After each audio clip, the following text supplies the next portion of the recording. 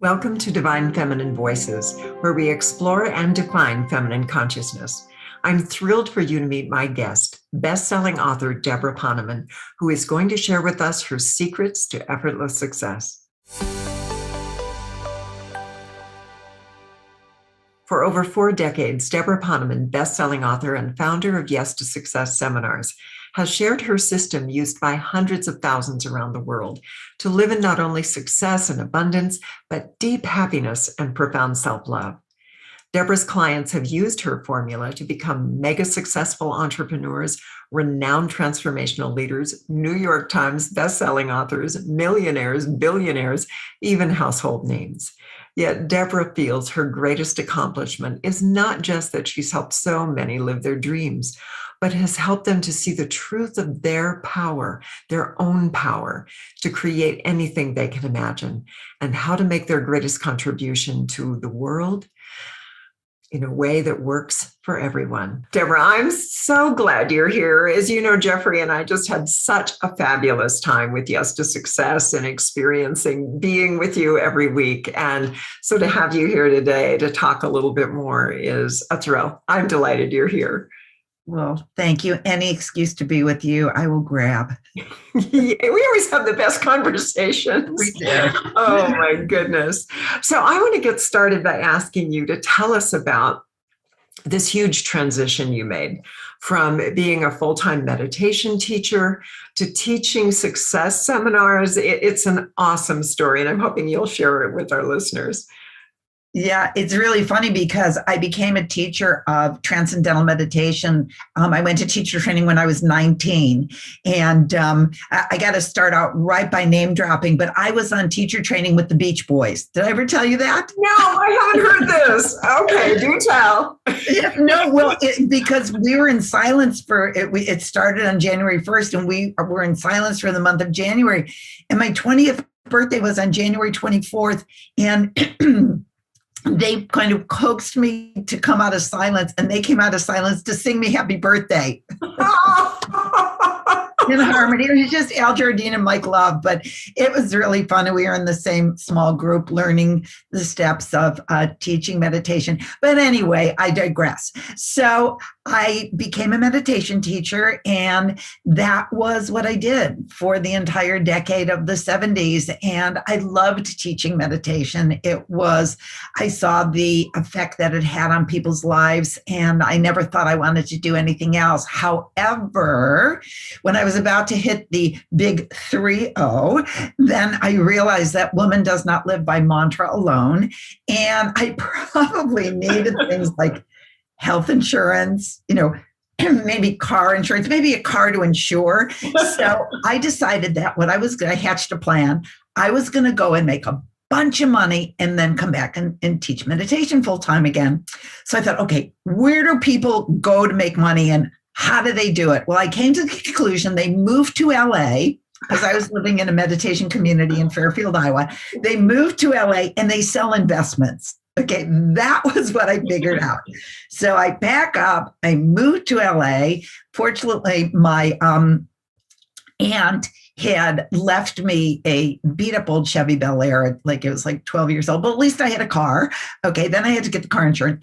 But anyway, so I go to LA and I start selling investments. And I am a dismal failure, but you know that expression, we make plans and God laughs. So my plan was to make a lot of money, and God thought that was a really funny plan because I did not sell one investment except to my dad, who felt sorry for me.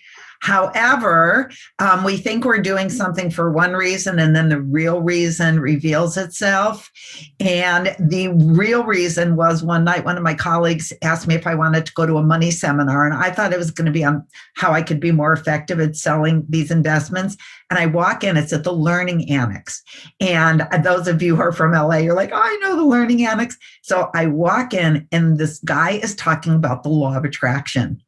And what he's saying is that the way to become wealthy is, he said, we're all like tuning forks. And a tuning fork that's vibrating like an F sharp cannot attract to it a B flat. It repels a B flat. It can only attract what it's vibrating like. And he said, we are like tuning forks. And if we are always talking about how poor we are, we'll never get out of debt, we'll never be wealthy, we're, my parents were poor and I'm going to be poor and I'm just programmed that way and money doesn't grow on trees.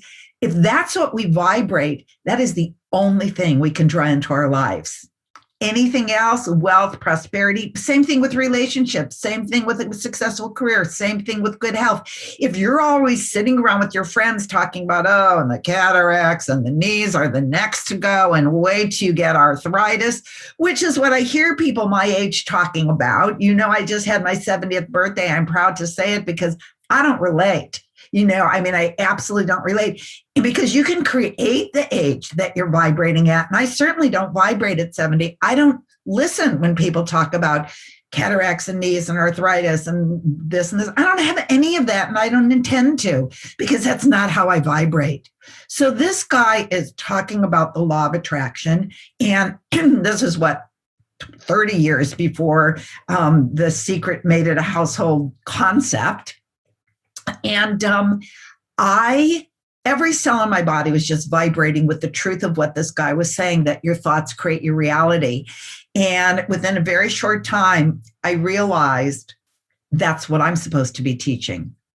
I could teach meditation as the silent basis to success, to prosperity. And I do believe that for a building to be strong, it needs a firm foundation. And I believe the silence that meditation brings is the firm foundation. But I realize that the way to build a glorious building of my life was to employ the techniques that I learned at this, it was like a 1-hour seminar. But I went home and I started studying the great masters of success and prosperity, like Napoleon Hill, the ancient ones, from the last 100 years. Well, it's not ancient, but the last 100 years, Wallace Wattles, Catherine Ponder, Florence Shinn, all of those. And what I did was I put my own seminar together. And I launched it. And it's funny because I want to share with people, can I share with people a couple of the techniques that I use to create so much success? Please. Yeah. Okay. So the first one is that people need to know that an idea comes to you because it is supposed to be manifested through you. That's why, I didn't have the idea to have a podcast around divine feminine voices. No, but you did, and you acted on it. And now it's touching lives all over the world, right? So I believe that God, the creator, the God of your understanding, source spirit, needs something manifested on the planet and looks for a willing custodian of that knowledge, of that, job, of that, whatever it is, and says, you need to become an attorney and help underserved communities. Can you please, for me, open up a gluten-free bakery? People need yummy gluten-free treats that are not sweetened with white sugar, but are sweetened with like date sugar. People need, the creation needs you to start a seminar on how to create a truly successful life. And what happens is that if you don't listen and to the promptings of your heart, which is where you hear the voice of the creator, then that idea is going to go to somebody else. And I know the people listening, there are probably, almost everybody has had an idea, you didn't act on it, and like a couple years later, somebody else became very successful with your idea. So the first principle of success is that an idea comes to you. It's a gift from the creator, but the creator also needs you to manifest that idea and needs it now, or it wouldn't have been given to you at that time. Now, that having been said, if the idea keeps coming back to you and keeps coming back to you and keeps coming back to you and it's burning in your heart, that's again because you're getting a little leeway here, but you really got to get going on it. I never had the idea to become a chiropractor or a, acupuncturist. No, but you did. And that's because, and also the other thing is the creator isn't a trickster. The creator doesn't give you an idea and then say, but I'm not going to give you the ability to fulfill it. Ha ha, joke's on you. No, that isn't how it works. It's like my friend Derek Rydell says, he talks about acorns and oak trees. He says inside the acorn is everything for that oak tree to grow in a glorious way. And same thing, your idea is an acorn, and everything you need to have it grow into a glorious oak tree is in that acorn. So you just have to get going on your idea. So that's number one. Number two is what is sacred must be kept secret. What do I mean by that? What we tend to do is when we have an idea, we start telling everybody what we're going to do. And what happens is we bump up against the discouragement committee, those people who are going to tell you all the reasons why your idea won't work. Okay. And it could come in the form of your partner or your parents or your friends. Oh, there are way too many people who are coaching on relationships. There are way too many people who have written books on leadership. There are thousands, think of something else. Or they give you, oh, this isn't the time right now, the shape that the world is in for you to coach people on how to be successful. That's selfish. And then what happens is that your idea, your tiny seed, crushed before it even has a chance to grow. Sacred and secret come from the same root. Your precious ideas are sacred. Keep them secret inside. It's just like you plant a seed under the ground. You don't keep on uncovering it. You keep it there safe and warm until it starts sprouting. Then you can share it with people. When I had the idea to start my Yes to Success company, I didn't tell anybody except my then husband, who was always very supportive. And also he had to know what I was doing and why I went the next day and quit my job selling investments. So he was in on that. Yeah. But I didn't tell anybody who could. And what's funny, and then my third thing is, don't wait until you think you're ready, because you'll never think you're ready. There will always be loose ends. I'll wait until the kids go to school. I'll wait until the kids get out of school. I'll wait until I get the inheritance. I'll wait until I get the divorce. I'll wait until, and then you're on your deathbed and you never lived your dream. There will always be loose ends. We live in a relative universe. Loose ends at all. Just take a step. Take a step from which there's no turning back. And that's what I did. I was 29. The only thing I'd ever done in my adult life was teach meditation, and was not a rip-roaring success at selling investments. So I had to take a step from which there was no turning back, because my inner critic was, who's going to listen to you to teach people how to be successful? I mean, you drive a beat up old Chevy Bel Air that your aunt left you when she died, right? So I had to take a step from which there was no turning back. I knew that had been whispered to me. And what I did was I just rented a room at the Santa Monica Public Library and went around putting up posters. And as soon as I put up my first poster and my friends saw it, they're like, really? You really think people are going to come to something on your thoughts create your reality? I mean, again, this is 1980. This is 42 years ago, way before The Secret made this concept acceptable. And but the posters are already up. I had already taken a step from which there was no turning back. So maybe you want to write a book. Ask somebody to endorse it. Ask somebody to write the foreword. Take those steps, and every day take a step. You don't have to go quit your job the next day, but every day take a step towards your goal. It's like that old expression, how do you eat an elephant? One bite at a time. Not that we want to eat an elephant, but how do you want to create your best-selling book? The first day, write your dedication. That's all you have to do. The next day, start on your table of contents. The next day, start researching other books on the same topic. The next day, every day. And next thing you know, your book is written. Yeah. And there's so much power in that place where you treat it as sacred. It's really important. If you're treating it as sacred, you're going to think about who you're sharing it with when, because you want people who are going to treat it sacred with you. You would not just hand your child to any stranger. Right? You wouldn't do it. You would be like, who are you? And is this baby interested in you? And how do I feel about you before you ever offer something to another that's sacred to you? And I'll tell you, Misa, that what's really interesting is that I live by this principle, but the one time I violated it, and I told somebody about a book I was writing, boom.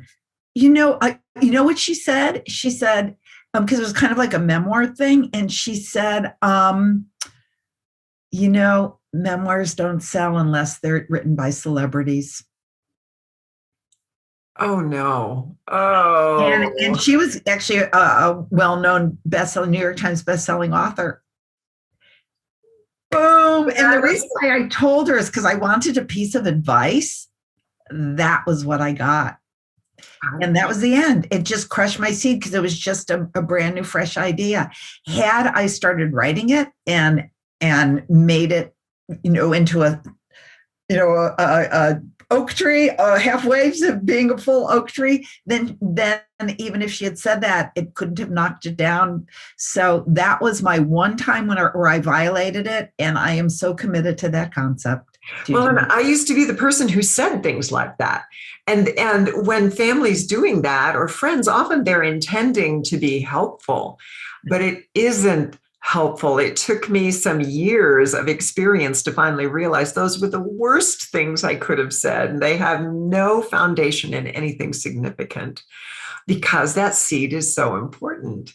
Yeah. So powerful. And your memoirs, oh my gosh, I would be all over that. I would be reading that in no time. You know what? With your encouragement, I think I will re-up on that one, and I will bring it to the forefront again. Oh my gosh. And you've coached so many people who have become celebrities. You've met celebrities even early on, clearly, the Beach Boys, for heaven's sakes. What juicy stories for those of us that want the celebrity factor. It's in you and it's all around you. Well, just expect it, expect it. And here's the other thing about celebrities. Somebody who is just the person next door today may be a celebrity tomorrow. And that's another one of the principles that I teach if people want to be successful. And I'll tell you a story of how I was handed a best-selling book to write, because, I wrote Chicken Soup for the American Idol Soul, that combined American Idol, which was the #1 reality TV series of all times, and Chicken Soup, which is the #1 nonfiction book series of all times. And I was handed the honor of writing Chicken Soup for the American Idol Soul. So, and how I was handed that, well, one of the things that I teach is that if you want to be successful, you need to treat everybody as the most important person in the world. Treat everybody like they're the Beach Boys. Treat everybody like they're a celebrity. But you know what we tend to do? We're at a networking event, we're at a party, we're at a wedding, and somebody's standing in front of us, and we judge them. We judge them because they're too tall, or they're too short, or they're too white, or they're too black, or their glasses are crooked, or their hair is funny, or their clothing is this or that. And we decide if they're important or not. And Misa, have you ever been to an event where or just in a conversation where you're sharing something from your heart, and the person's like looking around the room to see if there's somebody more important to speak to? Oh, yeah. Yeah. Oh, right. And would you ever, in the way that person made you feel, Maya Angelou says, people won't remember what you said or what you did, but they will always remember the way you made them feel.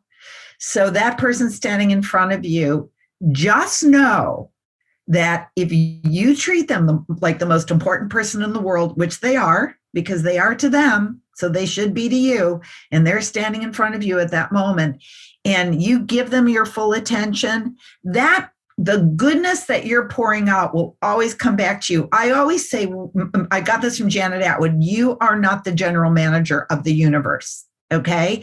You looking around to see if there's somebody more important to talk to. See, when you're treating somebody like the piece of God that they are, you're doing God's work on earth. And then God will take care of you, the God of your understanding. If there's somebody in that room that you're supposed to connect with, God will bring them to you. If you are doing what God really needs you to do, which is to treat his creation with love, and the greatest gift we could give people is our attention. So I was giving a Yes to Success seminar, one of my first ones in like 1981. This little college student comes bouncing up to me and says, I want to work for you. I want to work for you.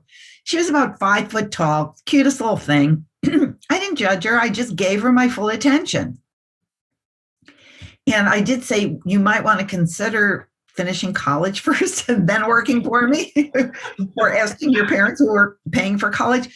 But she was like dead set on working for me. And so she did leave college, and she did become my secretary assistant. And she later on became the #1 nonfiction woman author of all times, Marcy Shimoff. She sold 16 million Chicken Soup books, Chicken Soup for the woman's soul and the mother's soul and the couple soul and the single soul and all kinds of souls. And also New York Times bestselling author of Happy for No Reason and Love for No Reason. And when the Chicken Soup people asked her to write Chicken Soup for the American Idol soul, she was under contract for Happy for No Reason. So she had to say no. And they said, well, do you know anybody who knows American Idol backwards and forwards and is a great writer? And she said, as a matter of fact, I do. And she gave me a call, and I was handed this book to write, which obviously was a lay down bestseller. And it was all because I abided by the principle of success to always treat the person standing in front of you as the manifestation of God on earth, that they are the most important person in the world at that moment. Yeah. Thank you for sharing that, because that is where we get tripped up in our egos and our fascination with celebrity, which can be wonderful, by the way. But it also can trip us up to lose track of who and what's important in the moment. And you and I were having a fabulous discussion before we got on about children in our lives that we've adopted. And that principle is there as well. And I could really hear that when you were talking about some of the little ones you nurture. You're very present to what's wonderful in them. Yes. And yeah. In that. Well, also, a lot of people, I think you know this story, but a lot of people say, well, wait a second, if Marcy was your secretary, Janet Atwood actually, after when Yes to Success got so big, I needed another secretary assistant. So I hired Janet Atwood, who also took Yes to Success and wanted to work for me, the author of The Passion Test, the founder of The Passion Test.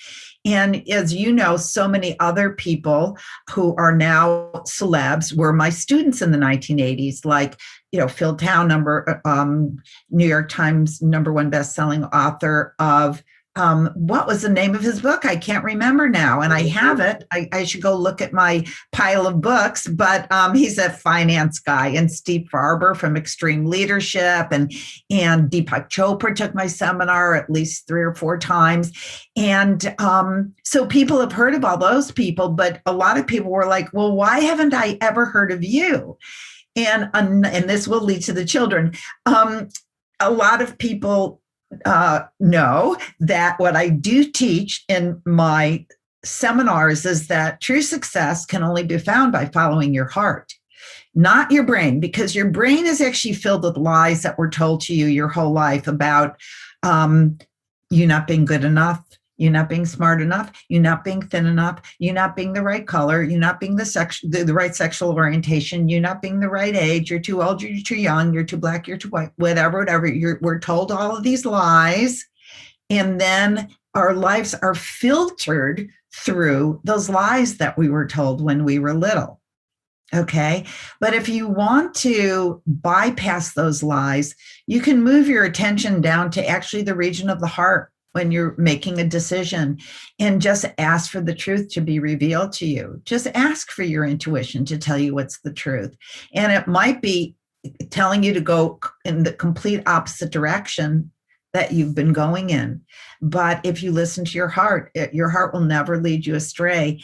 And the reason why you've probably heard of Marcy and Janet and Deepak and all these people who are my students, but you've never heard of me, is because in 1988, when my daughter was born, I was literally at the peak of my success. I was about to have my own daytime TV talk show with a major Hollywood producer. My book was in the hands of two New York publishers who both wanted to publish it. We were in negotiations. I had seminars set up all over the world. And when I gave birth to my daughter, my heart said, new passion. And I gave it all up and I stayed at home with her, full-time mom.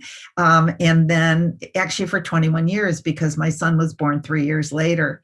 And not that I'm telling everybody that they have to do that, because our kids love seeing us being successful, but that was what my heart told me to do. And actually during that time, it was the happiest time. I mean, I loved reliving my childhood, you know, because you get to do the same things that you did when you were a kid. Yeah. You get to do them with your kids, but I loved it. And then I did write Chicken Soup for the American Idol Soul because my kids thought that was the coolest thing ever, because they were huge American Idol fans. And I'd be on the phone with, like, you know, Clay Aiken or Ruben Studdard or Jordan Sparks. And they're like, oh, you're on the phone with Jordan. Can I say hello? You know, there weren't you know, picture phones at the time, but I would put them on the phone with their idols, right? Carrie Underwood. And so it was a blast for them too. So I did things that I could involve my children. But people say to me, why did you come back?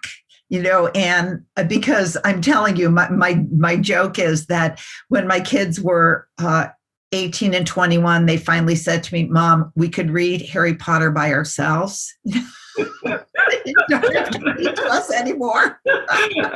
That's great. But another thing is that, again, treating people like the most important person in the world. My friend Janet Atwood came to me one day and she said, Debbie, when are you going to stop pretending your kids still need you and get back on the speaking circuit? Oh, she did.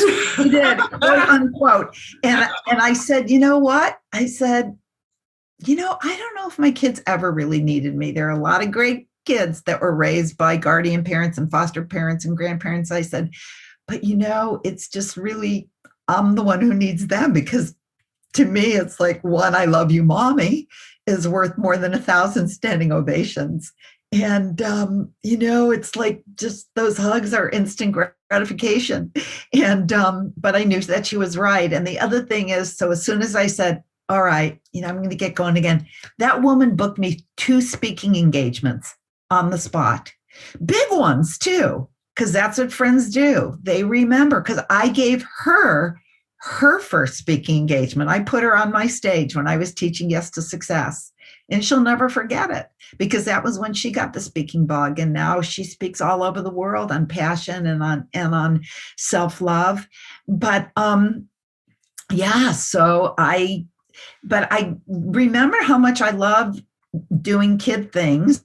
And so what we were talking about when we got on the phone is, we got on this call, is how important it is to frame for our little ones what's great about them and not what's wrong with them. I was saying that I have 18 godchildren, and sometimes in their culture, they're told that they're bad, oh, you're so bad, and they don't really mean to say to their kid that they're bad, but then they'll come to me and they'll say, Mama Debra, you know, my mommy thinks I'm bad, or my grandma thinks I'm bad. And I try to explain that, oh, you know, they don't really know, they said I was bad. And what we want to do is we want to always frame for our kids what is the best in them. I don't know why I feel like giving parenting advice, but the other thing is that I learned that I did really well with my kids is they really are independent thinkers. Okay, really independent. They're both very successful. My daughter is a chiropractor. She's 33 now, and she has a very successful chiropractic practice in Issaquah, Washington. Hint, hint, Way of Life Chiropractic, if you live there. And it's a beautiful area to live in too. Right. And my son started a nonprofit. He puts on showcases to help kids in the basketball community in Chicago get college scholarships. And he's generated over $60 million in college scholarships for the kids in the inner city of Chicago. And one of the things that I did with my kids is I never told them what to do. I always asked their opinion, even from the time that they were little. Paulie's bullying me. What should I do? And I said, I'm so sorry that Paulie's bullying you. What do you think you should do? And then we would think, instead of, well, you tell Paulie, or you should bully him back, or, I would always ask them what their best thinking is. And as they grew up, they learned to trust their own best thinking. And I think that that's why they're really successful adults, but also always framing their good qualities. And I remember my mother taught me this. She said that when your child draws something like a painting, instead of just generally saying, wow, what a beautiful painting, say to them, I love how you blended that blue and red to make it purple. How did you do that? And then they get to tell you their process and how they did that, instead of just, wow, what a great painting. So it makes them, think, and it also gives them ownership if you talk about something specific. And my mother did that for me. So I did that for my kids. And I think that that's the other thing that my God kids, they appreciate, that I always ask them to talk about themselves. This is so valuable, Debra. And I know we hadn't planned on talking about this. Thank you for going there with me, because we have a number of women who are mothers and grandmothers, and the way that we interact matters. And we have women doing deep inner child work, healing those old wounds. The way we're interacting internally matters too. And what you've offered are great guidelines for women who are in that parenting role of some form, or are being in that reparenting space with their inner child. This is how we wanted adults to engage with us. It didn't happen. And we can reframe that internally. It's a sweet, empowering gift to give ourselves. Again, this wasn't what we were intended, but I have to tell you this one other thing. Please. This is a great story. Do you know who Robert Holden is? I know the name, but I'm not placing him. He lives in England. He's a Hay House author. He wrote Shift Happens. Oh, yes. Okay. And Lovability. He always would go on those Hay House tours, and just an angel of a man. And he lives in London. And one time I went there to visit with another friend of mine, Peggy, and I went to visit. And I remember it was when his book Lovability came out. We were there when the books arrived. But anyway, he was giving a course that weekend, and we went to it on the Enneagram. And he had told me, he hadn't told me, we were in a little group, and oh God, that is so funny. I said, I went with my friend Peggy to London, and just that second, boom, of course, up in the upper left-hand corner, text from Peggy. Boom. Okay. And I usually don't look. I have very good field independence, so it doesn't even distract me, but the energy just brought my attention up there, and it was Peggy. Anyway, so Peggy and I were in London together, and he was telling us that when you do something that you feel like you screwed up, like you put your foot in your mouth and you're like, oh my God, that was the stupidest thing that I've ever done. He said, the way we talk to ourselves, he said, is brutal. As compared to the way that we would talk to somebody else who did the same thing, that we would say, oh, don't worry about it. Nobody even noticed it. And he said that what you should do is actually talk to yourself when you feel like you screwed up, as you would talk to your beloved child, as you would talk to somebody who you would want to lift their spirits out of it. You could also put your hand on your heart, because it stimulates the oxytocin, and say, I forgive you. You did the best job you could. And so you could do that because it stimulates the feel-good hormone. But he said, talk to yourself. So this is a true story. I swear to you. The very next day, I'm at this Enneagram event, and he asks me to talk in front of the room. And he asked me to tell a certain story. So I get up in front of the room, and while I'm telling the story, I managed to say that my husband went to Harvard and my brother went to Harvard, and I live in a big house on Lake Michigan, and I drive a Mercedes, and I threw the kitchen sink into that story. And when I sat down, I was like, oh my God, that was like ego on parade. That was so disgusting. And I was really like sunk because, and then I remembered, talk to yourself like you would talk to a beloved child. So I said to myself, oh, Deb, first of all, you had to tell those things because the story was about contrast. It was about dark night of my soul. And if you hadn't said those things, the story wouldn't have worked. So I'm telling myself this. And I said, and no one even noticed. And you're much harder on yourself. And while I'm talking to myself, because I'm sitting down, someone else had gone to the front of the room now to talk. So I'm talking to myself and I laugh out loud. And it was so loud that everybody, we were sitting in a big circle, by the way, everybody in the room turned and focused on me. And I'm like, oh God, I can't believe it. I brought all the attention in the room to me. I was so flipped out because it was so rude. The guy was talking and I laugh out loud. So again, I had to say to myself, oh, you didn't do it on purpose, first of all. Second of all, no one is even going to remember it. No one thought us. And if somebody does think about it, it's really about them and not about you. And it stimulated something they must have done in the past. And I did. And then that time I didn't laugh out loud. I laughed, but I laughed quietly.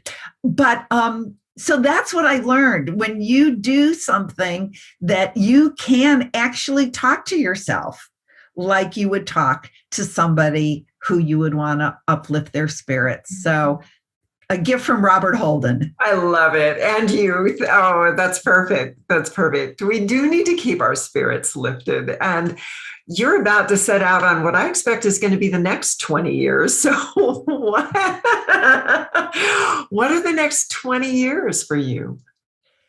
Well, it's very interesting because, I've taught Yes to Success since 1980. Then I took out my 21 years to be at home. I did write my book, but I didn't do anything where I had to go out and speak and bring in and use a lot of energy. But since I've been back, I started Your Year of Miracles with Marcy. We became business partners. I did that with her for 5 years. And then I decided that I wanted to move on, love Marcy with all my heart, love Your Year of Miracles with all my heart. But I decided that it was time for me to open a new chapter. So I went back to teaching Yes to Success, but I also started my course called Ageless, which is how ageless, it's anti-aging for your brain, your body, and your future. So I teach that with my friend Ronnie Newman. We were in college together, and she's a Harvard-trained mind-body anti-aging expert, multiple times published. So we teach that together so that everybody can have a clear brain, strong memory into their 70s, 80s, 90s, have vitality, look great. We teach it all, how to have great skin without putting toxin in your body. God bless you. That's okay if you want to. I just tox though. I get a little concerned, but it's kind of close to your brain. But anyway, so I teach that. I also teach a course on communication skills, how to present on Zoom and from the stage, and also in one-on-one interactions. That's a very popular course. However, I think what you're referring to is that I'm moving once again. I move to a new location about every 5 years. So I was living in Marin County with Marcy when we were doing Your Year of Miracles. And then I moved to Chicago. So I've been here for about 3.5 years. And now I'm moving to Ojai, California, looking forward to that. And I'm going to continue teaching the 3 courses that I teach. But I'm also going to be bringing Ageless into corporations, and we're not going to call it Ageless. We're going to be calling it Success Without Stress. And because people really need success without stress in corporations. And, but most of all, what I'm going to do is love up my children and my 18 godchildren. And now that I'm in California, we could go to Disneyland. And I am just looking forward to being with my friends who live out there, and who knows what the future has in store. I just always leave myself open. I love it. I love it. And there's nothing like changing your venue to change your life, because the energy is just refreshing and powerful. So there's more yet to come, everybody. I do want you to get familiar with what Debra has to offer. And I do send out announcements about your different classes because I love them. And we want people to know that they can access you and access your wisdom and your inspiration. So would you leave us with one last thought? And then if you have a gift, by all means, tell them where to go, and we'll get that in the chat room down below. So one last thought about living their lives of that effortless success. Yeah, well, let's see what wants to come through. Hold on. Oh yeah. Okay. Here it is. Don't compare yourself. I'm going to tell one more story.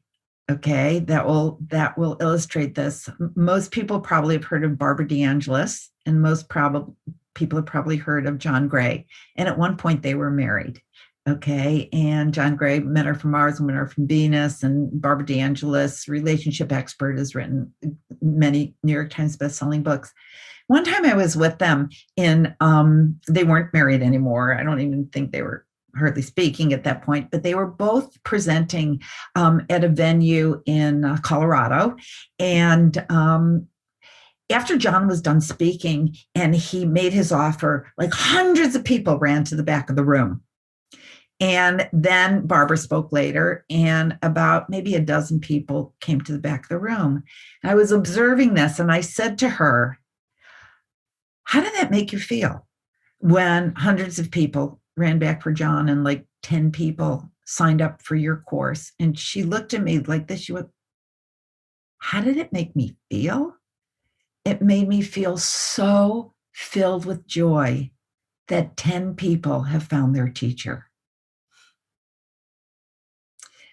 So if anybody is thinking, I can never be a John Gray or Barbara DeAngelis or whoever, Marcy Shimoff or Jack Canfield or whoever else, whatever other names I name dropped today, the Beach Boys, you don't have to be.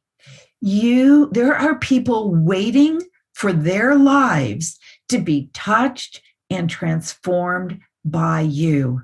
That's their contract in this lifetime, and they're waiting patiently for you to get off your behind and start doing what you were put on earth to do, whether it's to be a marriage and family therapist, whether it's to be a musician. And don't listen to your mom who told you musicians never make it. Just forget about that. That was a lie.